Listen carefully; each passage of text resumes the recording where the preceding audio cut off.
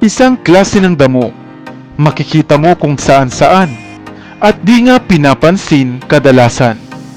Isang halamang damo na maaari mo palang pakinabangan at maraming sakit ng tao ang pwedeng malunasan.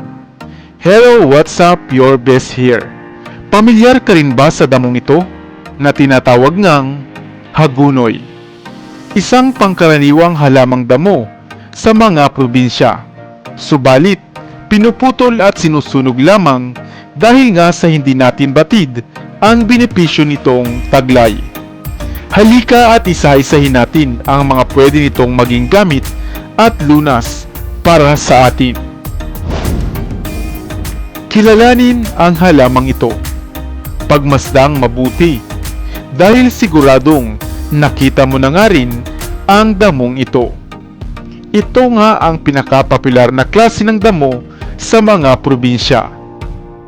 Ito ang halamang damong tinatawag na hagunoy o Chromalena odorata, na kauri nga ng mga sunflower at karaniwang tumutubo sa Asia, Amerika at Afrika. Kung sakali nga na ikaw ay naninirahan sa mga probinsya, makikita mo ito sa parang, sa mga tabing ilog at sa mga gilid ng daan.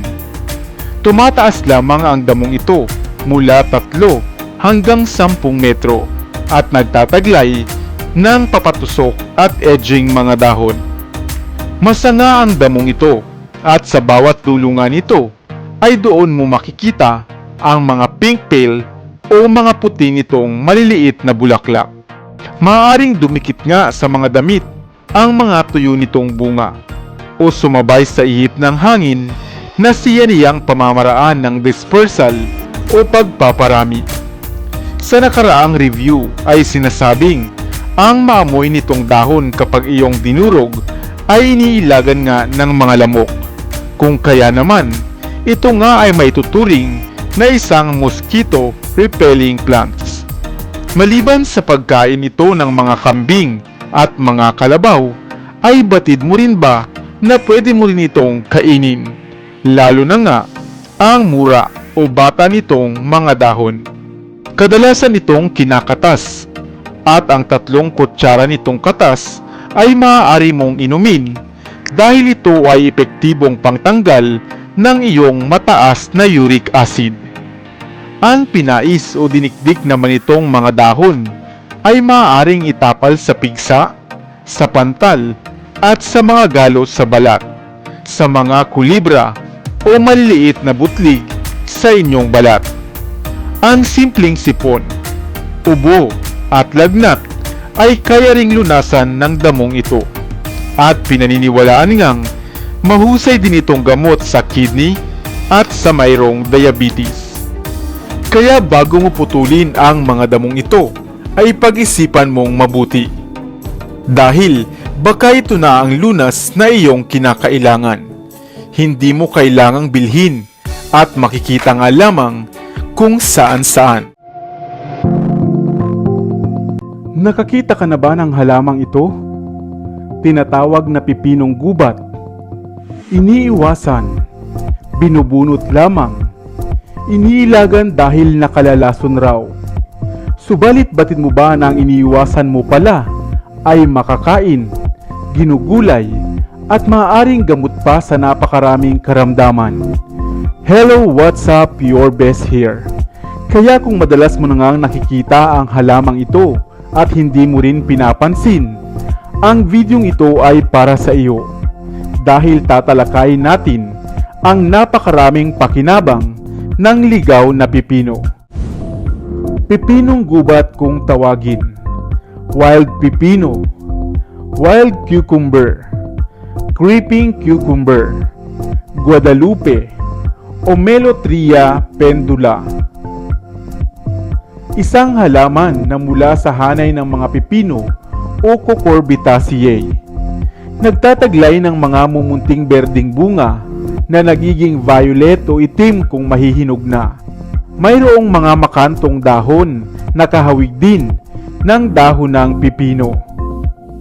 Melothria na ang ibig sabihin ay animoy puting ubas at pendula naman na buhat sa Griyegong salita nang ibig namang sabihin ay nakabitin. Hindi mo nga agad mapupuna ang bunga ng pipinong gubat dahil maliliit ito at kasinlaki lamang halos ng ating mga kuko. Subalit, bakit nga ba sinasabi na makalalason raw ang prutas na ito? Ito ay sapagkat ang hinog na bunga ng ligaw na pipino na kulay itim na ay mataas ang laxative qualities na maaaring magdulot ng pananakit ng tiyan at pagtatae kung makonsumo mo. Subalit ang bata, berde at hilaw pa nitong bunga ay pwede mo ngang makain. Karaniwan ngang kinakain ng mga daga at aso.